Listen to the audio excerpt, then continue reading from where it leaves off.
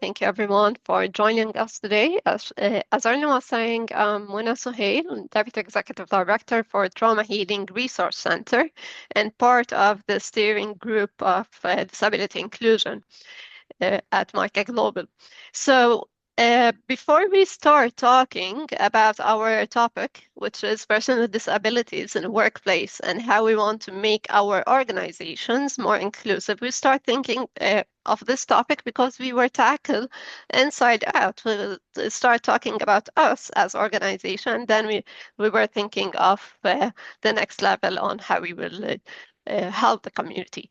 But before that, let me tell you the good news where we are at Micah Global as a steering group or at Micah Global in general. So I don't know if you, any one of you had participated in a survey that was distributed, I think a couple of, like 2 years ago, maybe, or a couple of years. So if you participated in any way, can you please raise your thumb so we can know? No, the thumb on the screen. You'll have the thumb up, thumbs up on the screens. Okay. Okay. So the good news, we are not starting from zero, which means through the responses we get like 42 out of the responses, like or around 90% of us are already helping persons with disabilities and engaging with us. We are involved. When I say we, I'm talking about our network, about Micah Global in general. So we are involved. We unevenly equipped, weakly connected, and still largely operating at level of goodwill, exposure, and practical need.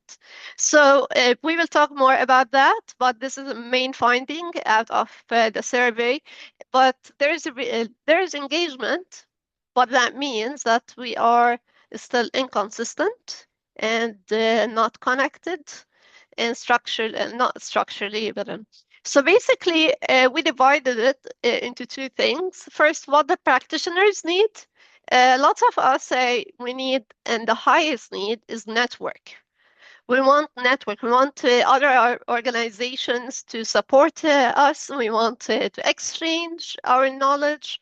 We want a collective learning, which we came as a response of that. So these webinars, we start kicking off these webinars as part of that. Why we want that? Because there is also untapped expertise, which means a lot of the responders said we have training materials, but we're not able to connect to show you how we are dealing with persons with disabilities. And that means models, governance, whatever there is for personnel with disabilities. But I would say, and the steering group, we think it's capacity, and what we are looking is beyond only knowledge. It's about institutions, it's about governance and system that is built to make it more belong. Why? Because we rarely find a person with disabilities in leadership. We rarely find like lived experience valued. So what that means that they are not being heard.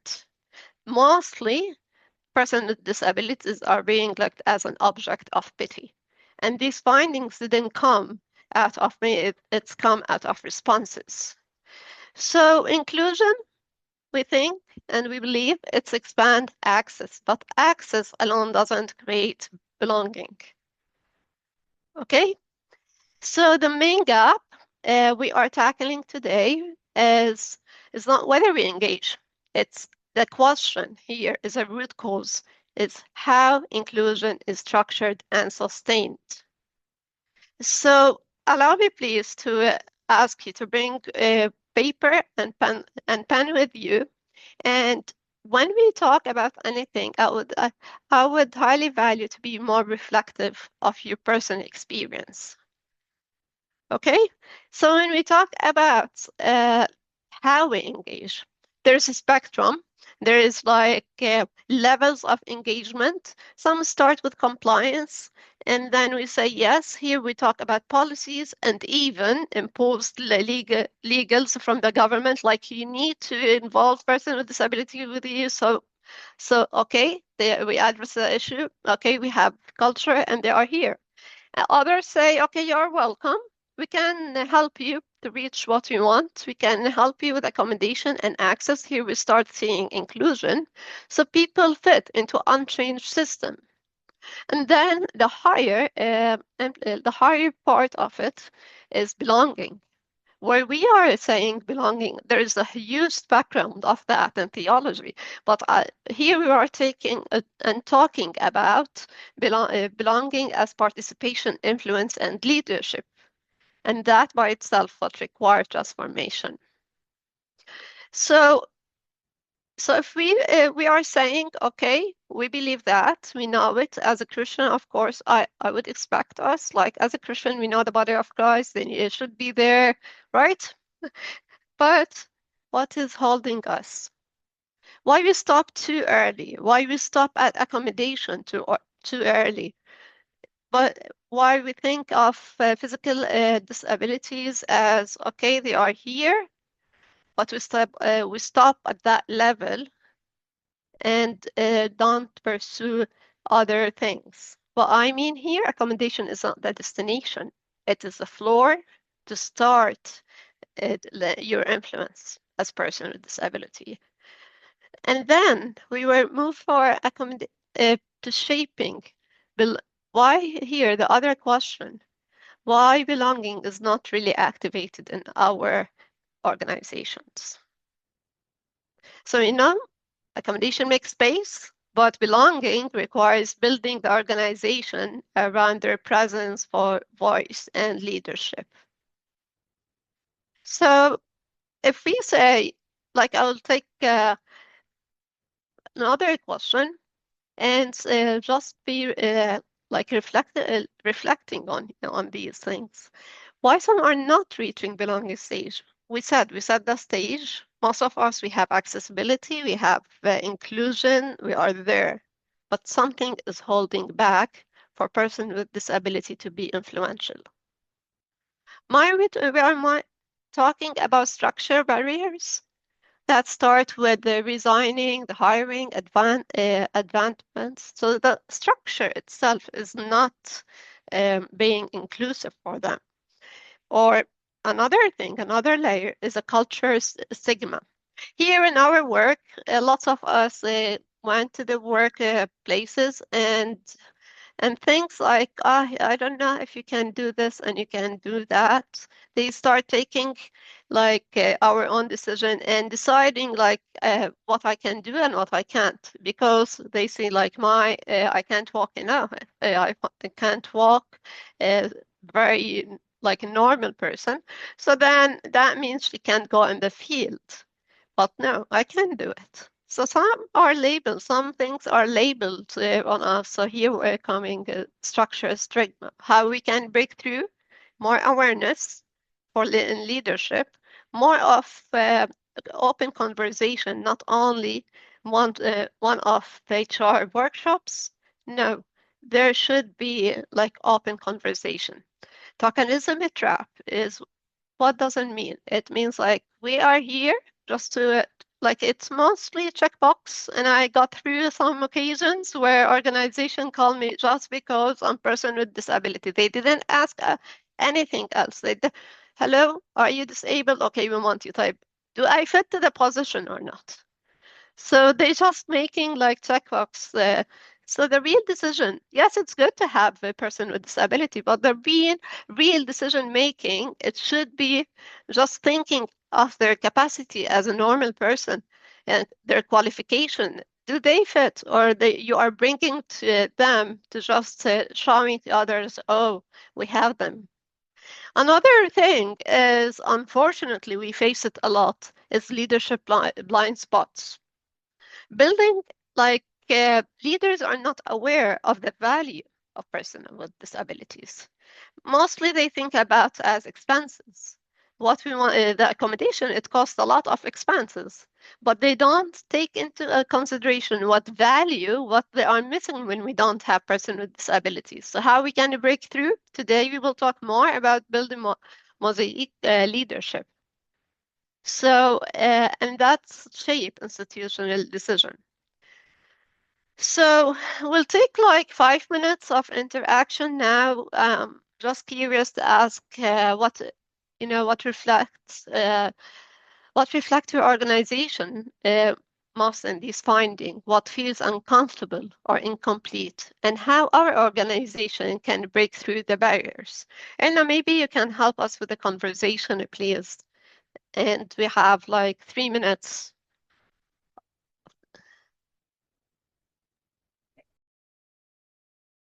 No, it's great. Like we start reflecting about ourselves first, and that will take us think about the Christian and anchor that in our beliefs. From a disability theology perspective, there is a huge argument about disability theology and what doesn't mean, what it doesn't mean. And we will take that kind of conversation in another webinar, but I would like to highlight the most important thing here. And we all believe, and the Bible say the parts of the body that seems to be weaker are indispensable. Are must play the most members who are not replaceable. And so we have some voices from the disability theology, like Nancy Iceland. She talks about beyond service model. Don't look at person with disability as a pity, where don't pity them. Why? Because we are looking at their MGD. What is the image of God in each one of us? And that kind of thing that bring us our dignity and normality. So from there, we go to the interdependency and mission. We are all valued. Yes, we are not only valued. We need to live with each others. We cannot say we are dependent or independent, nor dependency is not being valued. Thomas Young, in his theology, really talked about interdependency to sustain the whole community. The same with John Swinton when he speak about the personhood and value. So personhood and value, when we say also that you are valued, that you are honored as a person, not because what you do, but who you are. This is also remind us of and connect us with Amos Young, because Amos Young, he agreed that we're not independent. The theme of interdependence is just a side point. The theme here is very prominent and very important with the theologians, because that's the core of our Christianity, because we are lived as a body of Christ. While outside the world and the human activists and human rights, I mean, they also talk always saying about the interdependency, how we want to support the person with disability to be interdependent. Why? Because by being interdependent, you are valued and you are honored in your community. So here we come as a Christian voice. We want to close that and be very bold on saying, no, we are interdependent. We are created to belong to one another. As Eric Carter was saying, belonging is about being known, accepted, supported, having opportunity to participate and contribute. So that takes us to think about person with disability with a different perspective in our work. Rather than saying, okay, person with disability, these are the people who are the recipient. Now they become the contributor. They're not only included, they are participated and influenced and having roles in leadership, which means they are co-designer of our programs. So that means that when they are co-designer, they bring and become the source of light and resilience, and some things we might miss it. So that point, when we understand belonging-based approach, what we call it, that point is we reach to the impact and the definition of impact being community strength. So the highest impact here is how our community, how our organizations are being strengthened from inside. So that means, in a theology perspective, how we are moving from ministry for to ministry with disabilities. I would like to share with you some examples of a high-performing organization and how they deal with the person with disability out the world. So, and why we are looking at this, we were talking, okay, we help outside, we always thinking about the outsider world and the community. Why the master? Why start from inside? First, from CBM Global, they told us about the program quality. It will increase. System decision making will be influenced and will be in a higher position. And participation and accountability. It will be also a role and the one key area that we work on. And that means when we participate in decision making, we are more as organizations, become more accountable and for person with for the community when they embed feedback complaints mechanism. Now the organization itself, yes, we are trusted. That single like messages for the community, you are able to trust us because we're hearing all voices. And here I would like to say like another thing is there's the risk of exclusion. Humanity and Inclusion brought us this and document system exclusion in standard programming, what we lose when we are not included. And then why? Because there's a huge risk with that, which will reduce the effectiveness of our community. So when we talk about here, insight that would change your design, your feedback, that would prevent failure and perspective to, and and failure for your from inside. I don't say that without us, that's like a destination, but there is a risk of failing. There's a risk when we don't hear each other voices, and we are losing. So if we are thinking now, if you're on a paper, I ask you to bring the paper because I just want to reflect what things we are losing in our organization, what things we are losing. So let me tell you, uh, like the advantage or the strength of person with disability. Person with disabilities have system navigation. Why? Because they are adaptive and they are able to adapt to live in very hard circumstances, which means some of us carried like good values and being more flexible and not more able to navigate life. That means they have adaptive thinking and resilience. What I'm saying is based on research, and we can back you up later if you are interested. But for autistic people known as they are very aware of details. They have a cognitive depth. What that means, pattern recognition and precisions in the system of the organization. They are aware what is wrong, what is missing, all the patterns. Dyslexia, on another hand, they have been known as excel in strategically creative problem solving. We have lots of examples.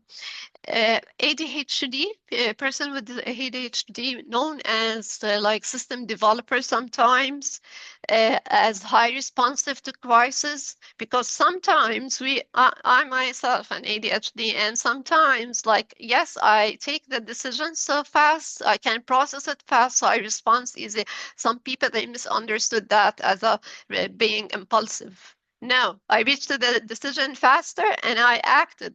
So that kind of things that remind us, that kind of things that people assume that we cannot do it, or put us on a box like, don't do this, we are agility, but hey, I'm not, we are not there. We are responsive. Agility known to be like a fast action to reach the goal, especially with knowing the details of the issues. I'll be able to scope it in depth and broad, and that means like be able to build systems.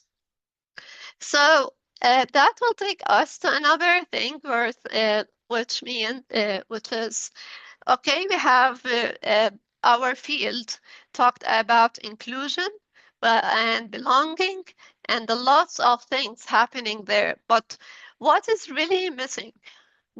So now we took an overview of our theology. We know it's important. Some organization could say, no, yes, it is there, and we have it's valued for us. But you know what? Belonging by itself and knowing the concept by itself is not enough. And I'm saying it out of my experience. Uh, why? Because we want to translate that into action. It's not, for me, I would say it's not enough only to say, yes, we get your feedback. You are there in the leadership. What we want like to understand how we operationalize this internally also. So one way of doing it is Mosaic Inclusive Leadership. When we talk about it, like Mosaic Leadership is a model designed for complex real-world challenges. It brings together people with different types of experience, not only professional backgrounds, but also lived experience, such as disability, such as trauma, such as any community reality. We are here together, and that's what makes this perspective very strong. And that's what sharpen the mission and sharpen the decision we are taking. So building on the diversity of experience, we build on depth knowledge as expertise, and we lived on collective wisdom rather than one man or one single leader hold every all insight. No, there's a humbleness there in that leadership that you say, yes, I can't do it alone. I get insight from other people's life and experiences. Here we value experiences, not only qualification and and knowledge. And that means we are here together and to do like mission alignments. So our mission is what brought us in the center together. So from relying on one type of expertise to integrating many and multiple form of knowledge into how leadership actually works. This is my question here. This is our question here today. What we want to is not only tackling like here you go, that's why we started this webinar from this base, because we don't believe like it is our role just to give you direction how to do it, like, and to deal with disabilities. Our role is just to say why we are doing so, why we want the first place to be there, and how we think about it, because thinking what lead us to actions. So in general, here we understand together that to understand this shift and that we are advocating for today as Micah Global, that we need to start rethinking the authority, rethinking that it's not longer only hierarchy, it includes lived experience, rethinking what expertise means, as well. I was saying, rethinking about the strategy that's not shaped by few. It is shaped by a broad team coming together. And then decisions, as we were saying, it's not top down. They are informed on multiple perspectives. And looking at the disability, not what you want to accommodate as organization or us, but is it becoming a contextual intelligence? Are we defining it as source of contextual intelligence? Are we defining our success as community trust and mission effectiveness rather than outputs?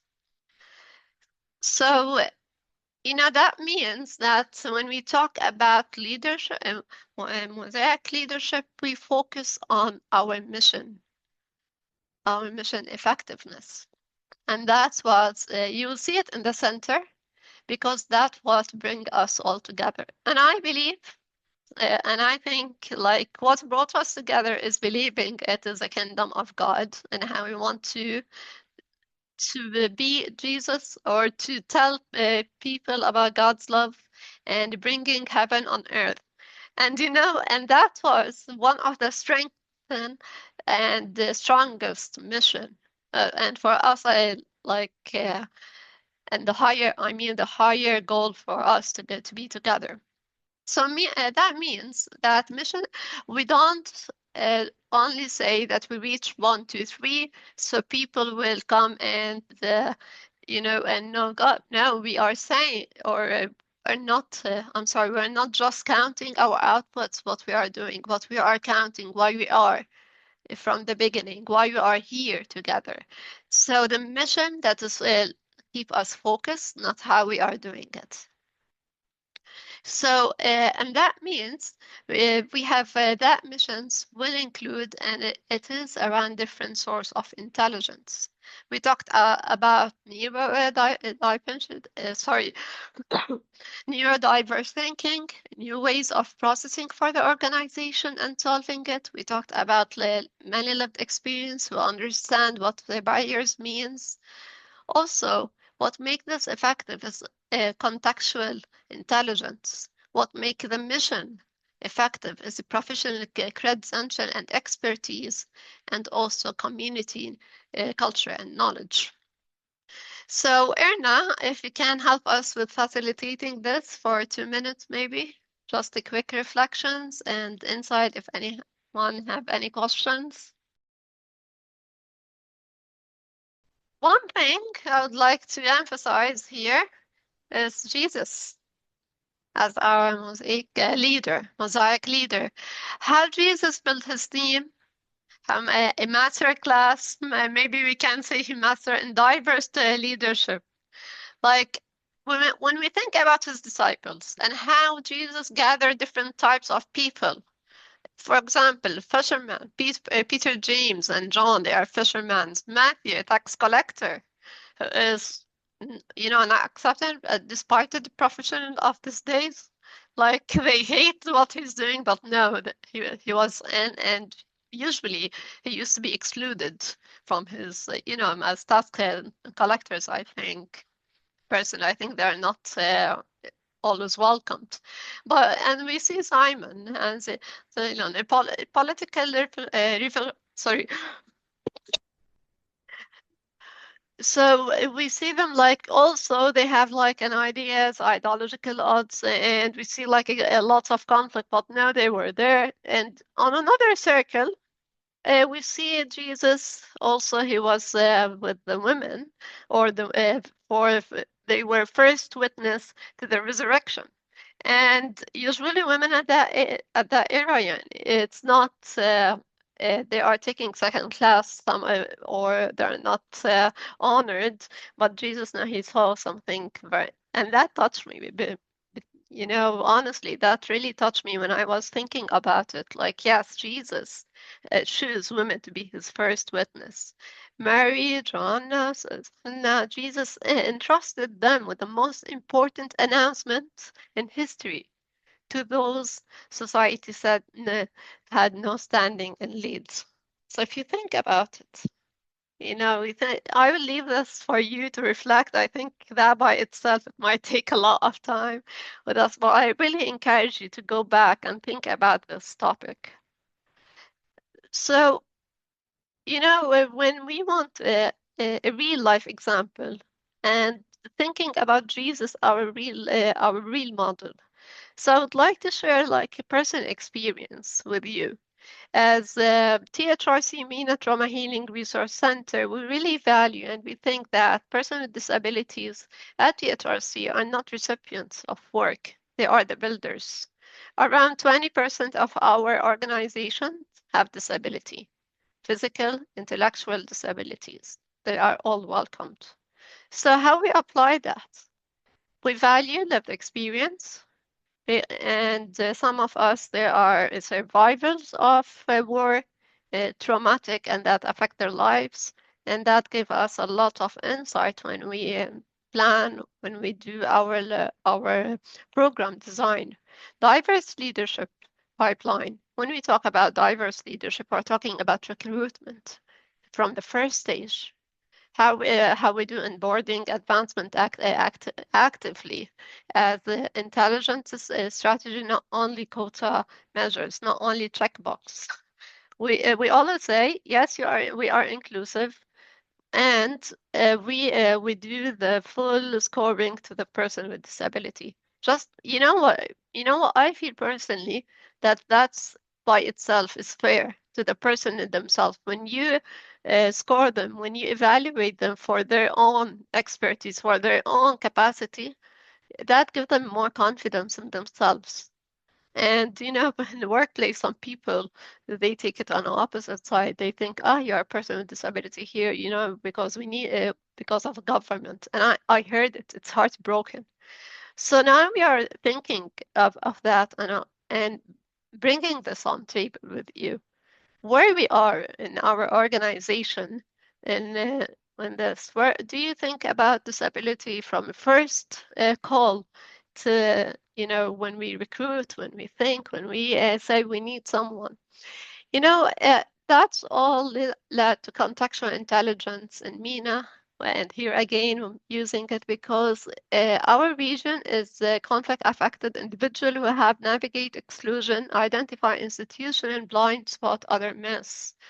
What here I mean, like our lived experience allowed us to bring it to brought it together and allowed us to it was an eye-opening for some when we are thinking about the blind spots we are missing. So it was enriching base for our decision making. And when we do strategical decision, it's not only from a leadership perspective, we're doing it by hearing diverse experiential perspective. And when I say this, I'm not only tackling a person with disabilities. I'm saying out loud for any unheard voice. So when I always think of disability, I ask people and I always remind them that think about it not only as our voice, but think about it as a vulnerable voice that they are unheard in your company or in your community. So I would like to share something, from the founder and CEO. I will read it as is. And if you want, we have a statement for the person with disability statement for THRC that we can circulate it if you want, and we can circulate this material also for you. Real leadership is not the management of sameness. It is the deliberate cultivation of difference. The strong leaders recognize that no single biography contains all the knowledge. A model needs to be truly effective. They build a mosaic intentionally, assembling varied experiences, perspective, and formation into something more intelligent, more resilient, and more complete than any one person could construct alone.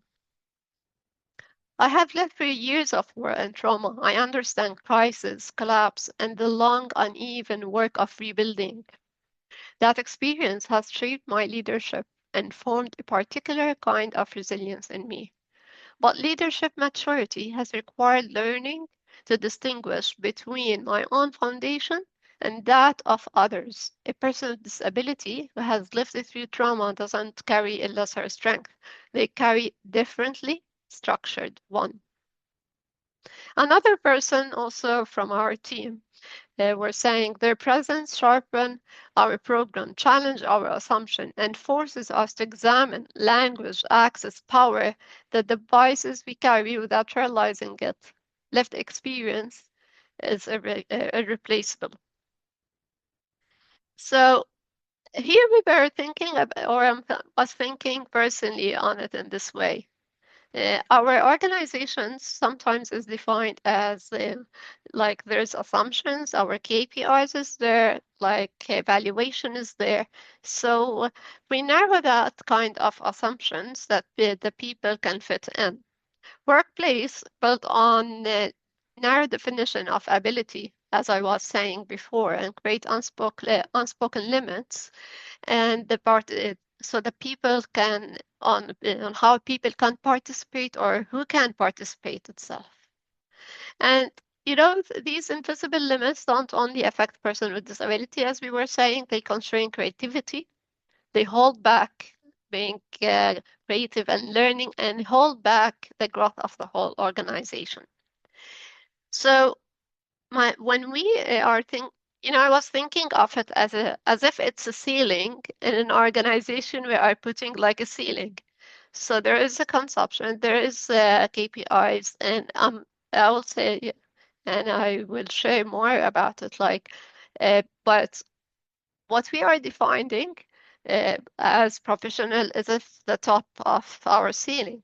So what we ask when we want to include person with disability, we bring them in. We ask them, here we have, for example, what accommodations you need, what things you need, but still they are required to live in that kind of ceiling. They are what the ceiling, well, I mean our standards, our able standard that is developed and shaped by ableism. And what we are here saying here, belonging, if it's taken seriously in work and people can contribute and participate, as Arina was saying, meaningfully, you are putting it in a different text. You are redefining what does the ceiling mean. So I'm not, as a person with disability, I'm no longer expected to live under the load of others. I'm just reshaping and redefining what we as organization would want to define. So I'm part of it. I'm not just like uh, just there and listening and participating. Participate according to others' needs. So how we can implement it. Why we are talking in depth of how we are implementing, because one of the responses and lots of the responses in the survey, they want to see a real model. And I think here we can activate as a tool that an action we can take together. How you can implement it, it starts by audit and acknowledge. We map currently shape what things are currently shape our decisions. How we identify voices or absent from strategies, program design. So we map it, we assess. Another thing is about recruit and include. Redesigning the recruitment to actively include them. Redesigning it and build it in a way that is accessible, hiring pipeline, and clear advancement pathway. When I'm talking about recruitment and advancement, they are not just included, they are pushed into leadership also. Recognize and elevate, firmly recognize lived experience as a professional expertise integrated into performance system and leadership development. And then last thing, we embed and we sustain, anchor, Mosaic in a governance structure, strategically planning, organizational accountability mechanism. So, sorry.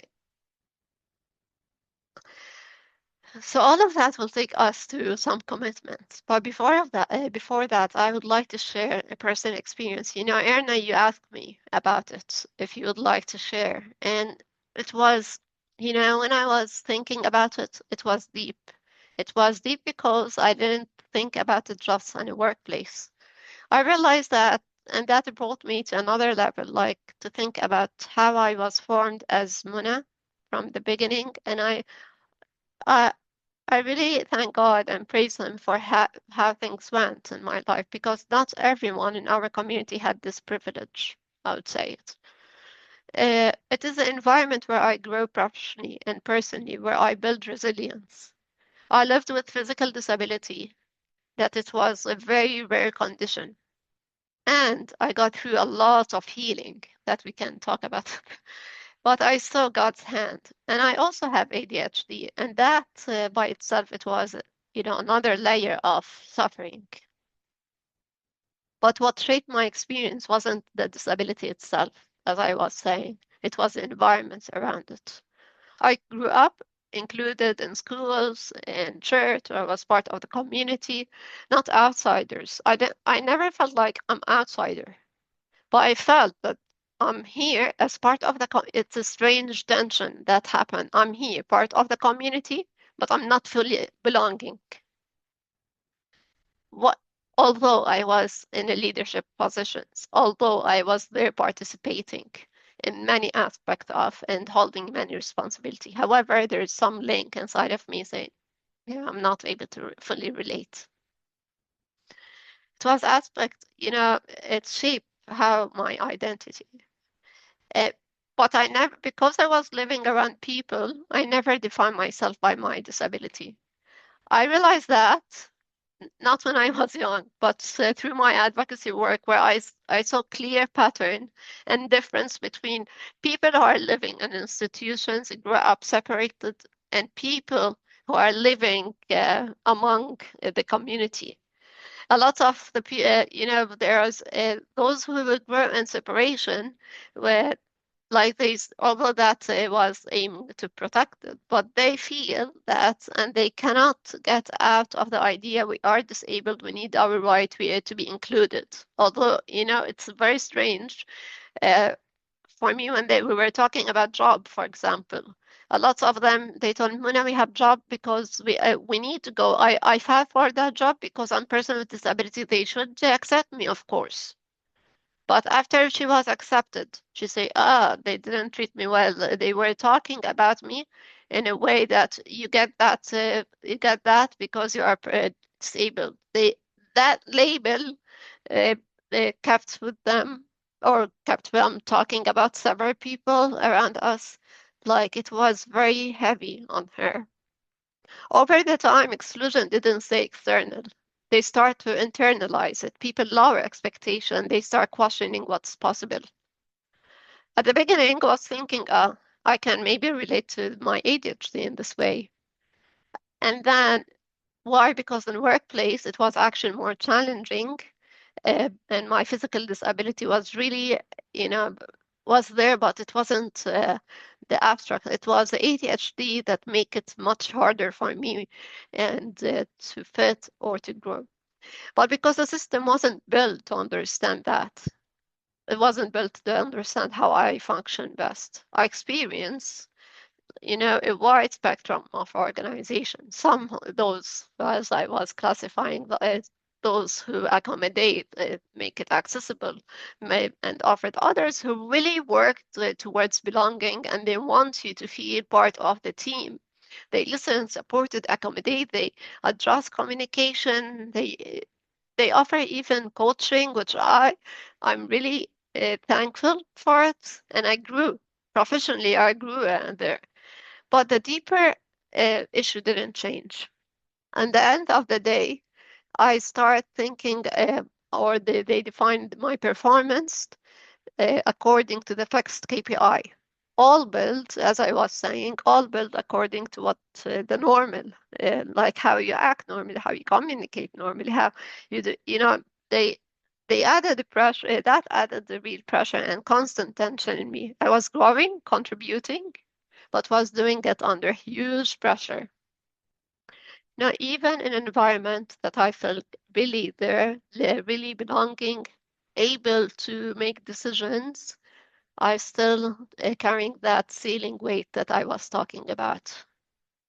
That really, over time it turned into anxiety, and that anxiety was really heavy. That was like because the system, the formation of the whole system, it didn't allow me to fit in. But the shift was clear when I was trusted to work the way I function best. That trust was visible. They trusted me. They gave me responsibility and a huge responsibility in decision making, and they supported. Was being able, you know, I I didn't take time to test or I didn't go into a lot of definitions or challenges to feel like, yes, I belong there. So I was there able and and accepted the way I am functioning. Outburst coming, sometimes with it make it very hard on the team. And one thing I would like, give you a real life example, and we are almost done with that. Like when I feel bad because I know how well I should act professionally, but sometimes it come to my attention that I'm outburst or overfocus. Usually before in other organization, they usually told me, Mona, please take care of, don't interrupt, or please take care. We are just watching you over. One day, I see you are becoming better in your communication, and I think you are more structured now. Good for you that you are starting. No, not that. Another level here, it happened many times. I felt that bad because subconsciously I was thinking I will get that kind of feedbacks for a while. So when I call, I'm sorry, I feel bad. I'm sorry, I did this, I did that. So what's wrong with you? Nothing wrong. We're all here. It's normal, and they make it like a joke. And one, one step at a time, I feel really I can be myself and do whatever I can, and being not only myself, supported throughout all of that. And that kind of leadership, it didn't also equip me. It also like as a person with disability, as I was saying, it helped me as a leader with a team, and with how we all grow together, knowing that our team and leadership is not related to me. It's a collective effort that support us all together. So we have like 6 organization commitments, and we are really firm on that, and we're going to say, as not only as THRC, but as a community of growth, we want to re-examine norms. Today, I would really re-invite you to understand, to re-examine our organizations, re-examine how we measure things, how we measure professionalism, how we measure our life experience, how we measure being productive, even. What is productivity? These kind of, we'll go into discussion now, but these are questions that really triggers a huge conversation, and after that, I believe God will make something to re-examine, to do a real change in our organizations. And here I will start. Erna, maybe you can go. I will hand over to you. Thank you so much for listening.